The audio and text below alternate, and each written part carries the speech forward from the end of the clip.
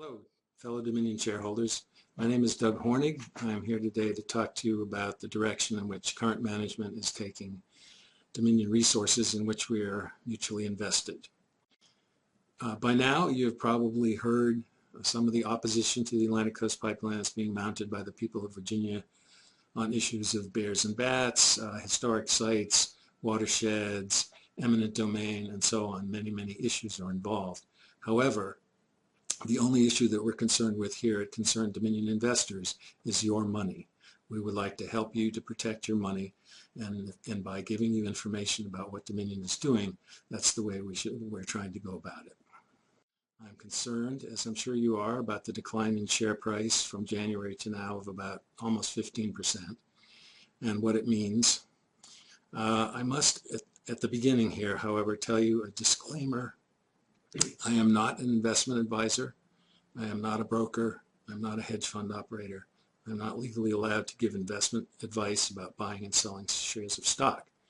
However, I am, as a concerned shareholder, able to talk to you about my concerns and share them with you, and perhaps get some feedback from you to share your concerns with us. I'd like to give you a little bit of my background first. I've been working for the past 10 years for KC Research, which is the country's leading investment advisory service for natural resources. I recently left to join Marin Katusa at Katusa Research, which is a spinoff from my former employer.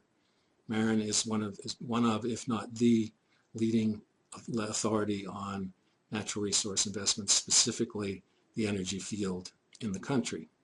He's a very successful hedge fund operator and is the author of The Colder War, a New York Times bestseller from last year, which I edited. During the process of creating that book, I learned a great deal about the world energy situation, and I know a lot more than most people do about it.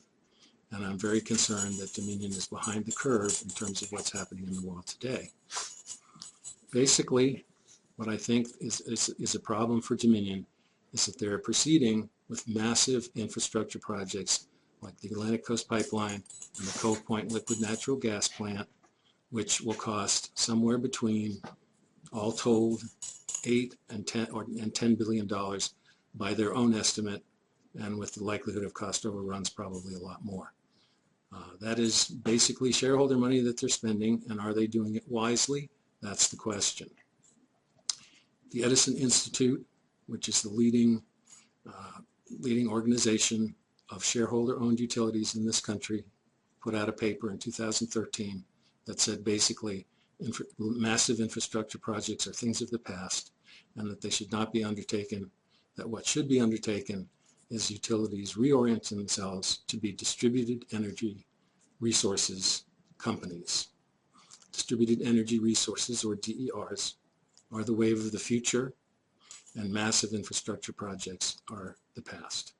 Agreeing with that is the Department of Energy, which recently put out a report saying we have enough pipelines in this country. That's a direct quote already. We don't need more pipelines. What we need is improvements to the existing infrastructure. That's where the money should be being spent in the view of the Department of Energy, and also in my own view. The problem for Dominion is that this company has had declining revenues for 10 years, and that has to be a real concern for shareholders. 2014 results, as presented at the annual meeting, which I attended, by CEO Tom Farrell, had in his opinion, great results in terms of earnings per share, operating earnings, and other metrics by which the health of the company is measured. However, the one word that Tom Farrell did not use in the entire presentation was revenues. He never mentioned that word, and that's because revenues have been declining.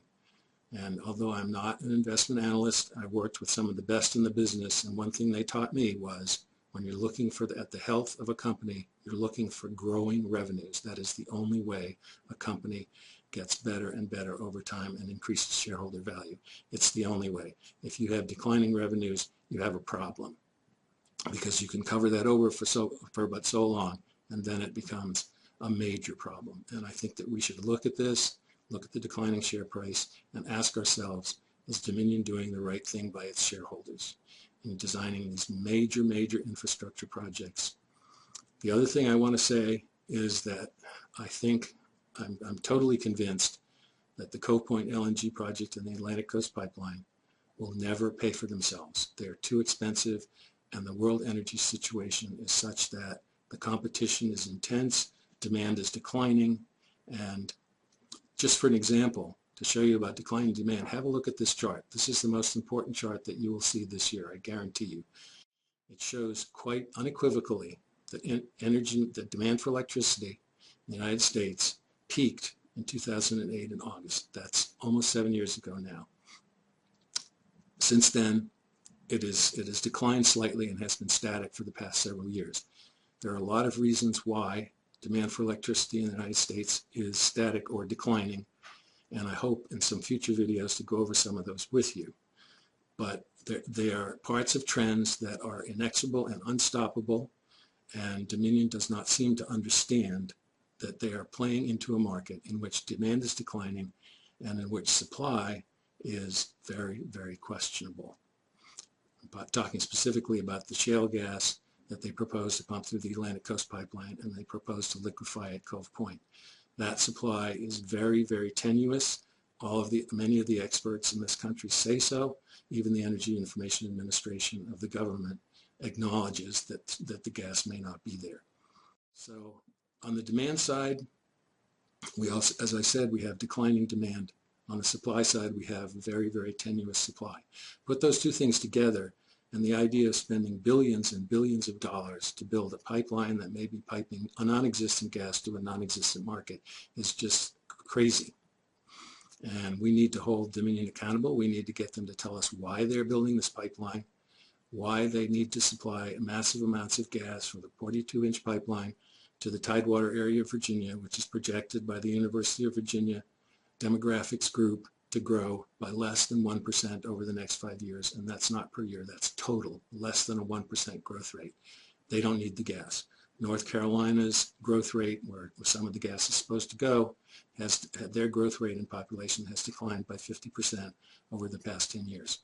So the question is, what's going on here? And we need answers from Dominion, and we need them now before they proceed any further with spending our money.